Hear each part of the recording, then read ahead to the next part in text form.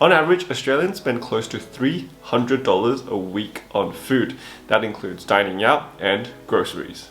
This means in a year, your individual food costs could be as high as $15,000 per person. So in this video, I'm going to share with you 11 different ways you can save money on dining out and buying groceries. Hey friends, welcome back to the Chris Chan Show, where I make videos about personal finance, investing, and saving those hard-earned dollary dues. But before we get started, make sure you smash the like button and subscribe if you haven't already. My first tip is to use online deal sites such as Groupon and Scoopon. Both these sites offer a variety of discounts to different restaurants across Australia. How it works is that you pay upfront for a voucher to the restaurant or cafe that you want to visit. Once you've purchased it, the voucher will have all the details on how to redeem it, as well as any terms or conditions that might apply. You will need to bring this voucher, either you can print it out or use an app, to the restaurant or cafe. If you haven't signed up to Groupon yet, you can use my referral link down below. This will give me $10 in Groupon credit. My second tip for dining out is to use the Liven app. I love this app and use it all the time. If you haven't heard of Liven before, it's essentially a digital wallet that lets you earn cashback at its partner restaurants. For example, when you use the Liven app to pay for a bubble tea at Coco, you can get 10% back off your bill. One thing to note is that the cashback isn't actually in cash, but it's in the form of their digital currency, LVN, which you can later redeem for future purchases. The reward rate varies depending on the business, and there's also certain terms and conditions that apply. One thing to note is that there are promotions throughout the year that actually boost up the rate, sometimes as high as 50%. Liven has currently partnered with businesses in Sydney, Melbourne, Brisbane, Adelaide, and Perth. Some of the businesses you might recognize include Messina, Sushi Hub, Toby's Estate, Sumo Salad. If you haven't downloaded the Liven app before, make sure to use my code UKVJY for $10 credit. I'll leave a link in the description box down below. If you do sign up using that link, I will get $10, so it's a win-win.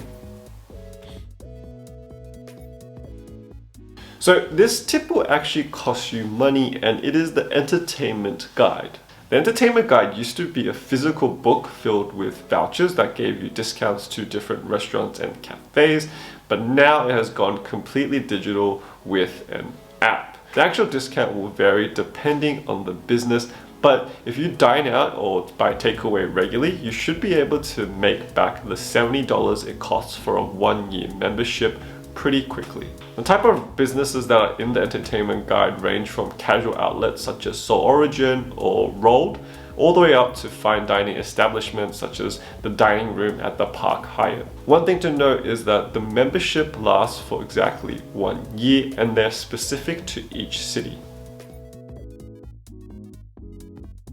Tip number 4 is to eat at the right time. Most fine dining places will have a cheaper lunch menu compared to their dinner menu. Also, some of them will even offer a pre-theatre menu at around 5:30 p.m. that has a lot less dishes, but it's also a lot less expensive. There's also a website called First Table that offers diners 50% off their food bill if they book the first table at one of their partner restaurants. Additionally, there's an app called Eat Club that also offers a similar service. I'll leave a link down below so you can check it out.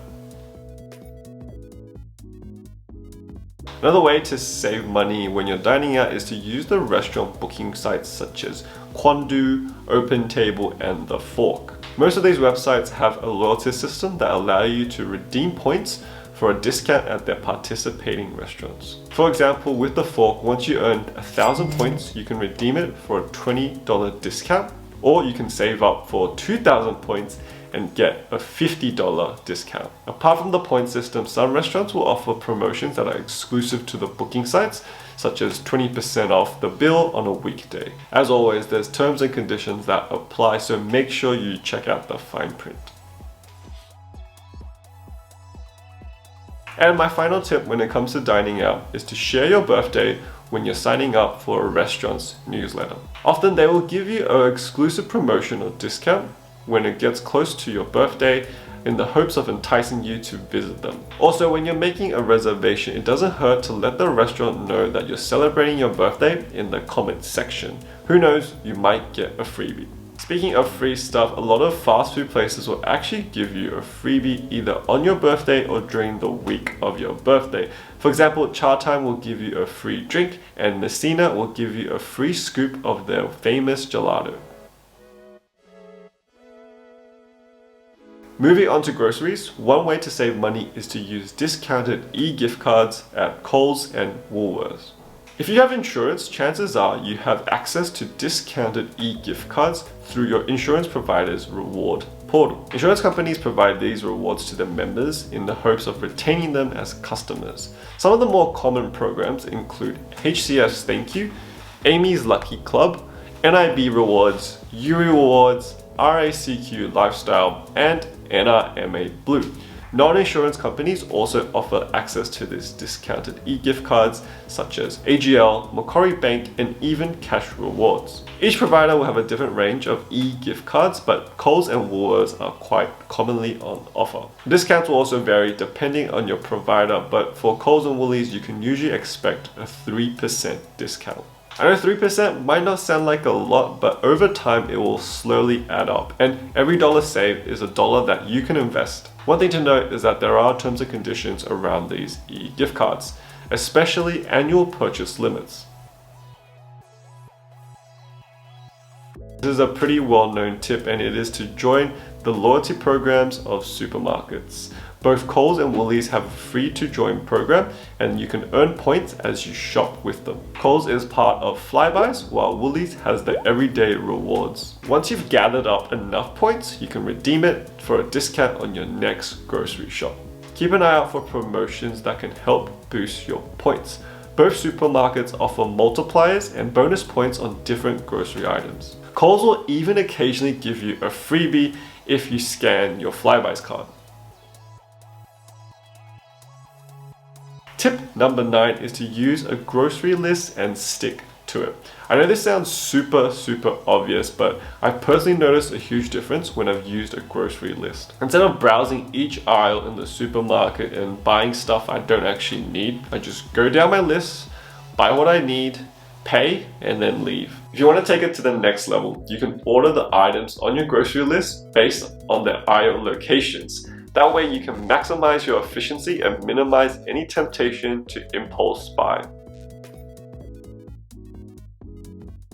Another way to save money on food is to plan your meals. Meal planning will help you reduce your food waste, which means you save money. Instead of buying too many ingredients or things you don't need, you purchase exactly what is needed. It will also save you a lot of time and make it easier for you to eat better and healthier. And my last tip for saving money on food is to shop for groceries at the right time. A lot of grocery stores will discount perishable items around the 4 to 6 p.m. time. The discounts on these can be quite significant, especially for items that are more expensive, such as meat. Also, be aware that both Coles and Woolies start their weekly specials on Wednesdays. Thank you for watching. I hope you've learned 1 or 2 ways on how to save money when it comes to food. If you're new here, make sure you subscribe for new videos about personal finance, investing, and saving money. I also release a new video every Monday breaking down the latest news in Australia and around the world. As always, an important disclaimer, I am not a financial advisor, this is not financial advice. This video and my channel is for general information only. As with anything in life, you should do your own due diligence and seek independent advice.